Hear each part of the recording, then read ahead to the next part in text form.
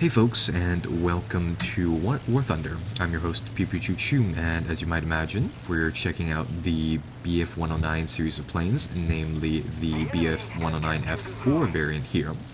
So, I noticed that there's quite a few videos about this particular plane, about the game, just sort of in general.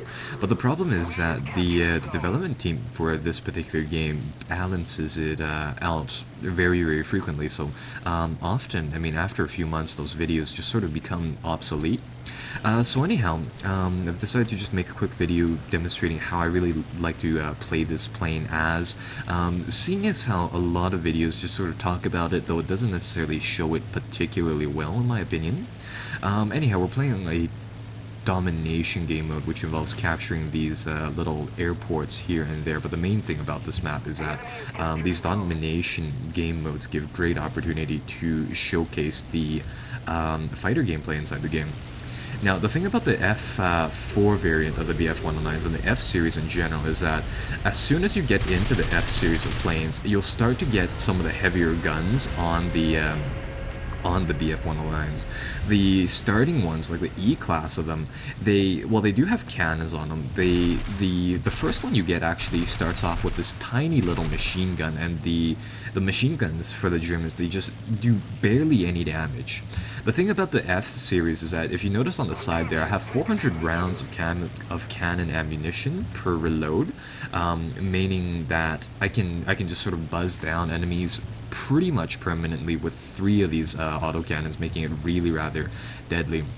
So here we are, the game's really just begun. We've sort of bounced one person here, but the main action just sort of comes apart inside these blobs of troops. While generally speaking, some people don't like to go inside these blobs, some people do. I like to stick around them, and I like to try to pick off enemies who just sort of are near the area. And the general idea behind this plane is that it's a hit-and-run fighter. It's not particularly maneuverable, but through some tricks you can just sort of get away from that. So, for example, for this Typhoon, he's going to be able to outturn me, and there's really no point in trying to match him, though we can speed away from him at a great excess. So we're just going to sort of burn off, stick inside this ball of enemy troops, and really just try to pick out targets as we go along here. So that's 1, that's 2. And yeah, that was quite a nice run over there. Although, for this plane, the main thing about it really just comes down to ferocity with the amount of bullets that you spit out, and really just good target prediction when you have the excess of guns like I do here. With the E series of Bf109s, the problem with them is that while you do have a 20mm cannon on the front, it comes with 60 rounds per gun, and what I mean by that is you can have Bf109, like the early Bf109s, they come in 2 variants where you have 20mm or 120mm or 2 20mm, and the problem with it is that you just get so little ammunition that it really isn't worth your time to just sort of stick into those battles. It's still, you can still play it out fairly similarly,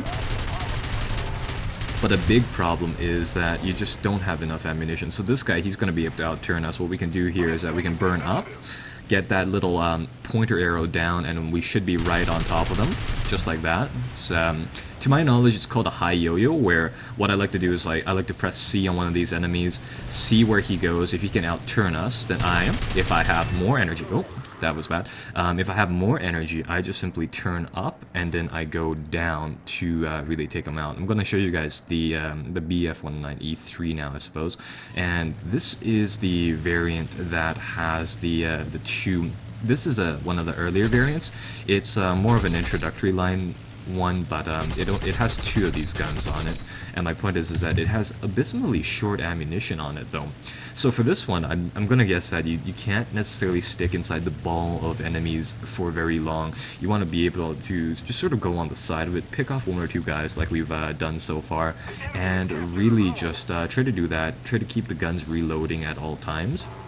So see that our guys sticking out here. There's a few of our guys, but the red team outnumbers us here, so that's a little bit risky. I'm going to try to get this Spitfire, so we're going to go low, Again, you want to convert, for this plane, I mean, the main thing is that you can convert your, with its great engine, you can just sort of convert your speed into agility through some aerobatic maneuvers. But though, if you don't necessarily do that, it's a very, very difficult plane to do, seeing as how it just doesn't have enough turning ability. Now, for this guy, I want to try to overtake him a little bit. I want to go up. I want to fire on him when he shows the entirety of the plane to me, because if you shoot them from behind, it really doesn't do very much damage. In that case, we managed to get him, but as you see there, I mean, our cannon count went from 120 down to 27, so it's not particularly lasting in the little battles. So here, I mean, we have one guy chasing us, and actually he's actually even just breaking off. Again, I mean, with this plane, when you dive into these blobs, the main thing about it is that if you're able to keep the enemy bullets off of you, your speed will just allow you to get outside of the blobs and into your friendly airspace really, really fast, meaning that practically in all of those scenarios, the enemy just won't be able to catch you without suffering some losses. Though there are times where sometimes your teammates just don't want to. There are some times where your teammates just don't want to help you out, or something like the such. Like this Spitfire, I know I can't outturn him, but I'm just going to try to burn him out because his plane does not pick up as much speed as mine does. And again, with that, we want to go low. We just want to pick up that speed. He's going to be bleeding speed, where he's not going to be able to get it as fast as we can. And of course, I can come up here if I feel as though he's not a threat to just sort of try to nick some people just for points, or maybe for the occasional lucky kill. And again, it's really burning out here. With those Spitfires, the great thing about them, or the downside to them, is that they can't pick up altitude very fast. So if you're actually able to just sort of get into a gradual climb where you're still burning away from them, you should actually be able to get out of them like that. So we've gotten away now. He's still close by. It looks like is he going for us? No, he's going for that P39, alright. Well, again, so the process really just continues like that. You want to pick up some speed, you want to go down, you want to just sort of bob up and down, really just keep your guys on the guys, fire, fire, fire, and then just sort of leave afterwards as best as you can. Now, let's see, this airfield is just going to be a continual cauldron for these little battles. I'm going to go for that Spitfire, and I'm actually going to try to take him down. So, again, just really using our aerobatic tricks. I'm trying to bank in here, get a few shots off. It looks like somebody else has gotten him, which is good. And now, I see that guy is gonna go. I saw one of the pilots, and he looks like he's heading in the opposite direction of us, so we can do a little spin like that. It looks like this guy will be behind us, where this guy is some other guy who so happens to be behind us, or underneath us. And the nice thing about this, the plane, is that because of its nice climbing speed, your main turning ability comes from doing these little up and downs, or high yo-yos as some people call them, where you can go up, you can just sort of get your plane into a very, very steep dive, and then when you come down, the gravity will drag your plane back facing downwards. And once it does that, you should be able to just sort of sweep by and really just regain your agility through them, making it really rather handy. So right now it looks like we're capping them out. My plane is a little bit damaged, seeing as how I've lost one wing. I still have another one of these F2s, so I'm actually going to continue, but in this case, I mean, I'd usually go for repairs. And again, for this guy, I'm going to try to bank off a few shots. The problem with this plane is that if you try to get into maneuver combat with people, you'll find it that you turn, or rather your speed is actually a big negative, seeing as how you run into this issue where you're just too fast and you overtake the opponent and then they get the lead on you. So I'm going to try to cut off his turn here. Bank a few shots off. Yeah, the MG is on this plane. It just doesn't do anything. I think the first variant you get actually comes with 4 little machine guns like this.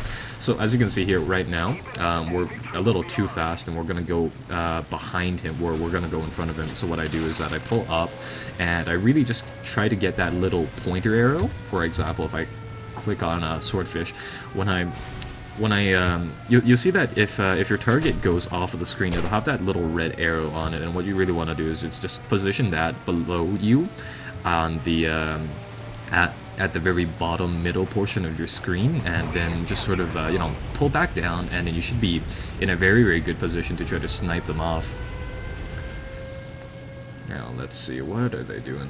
Yeah, that Bf109 died.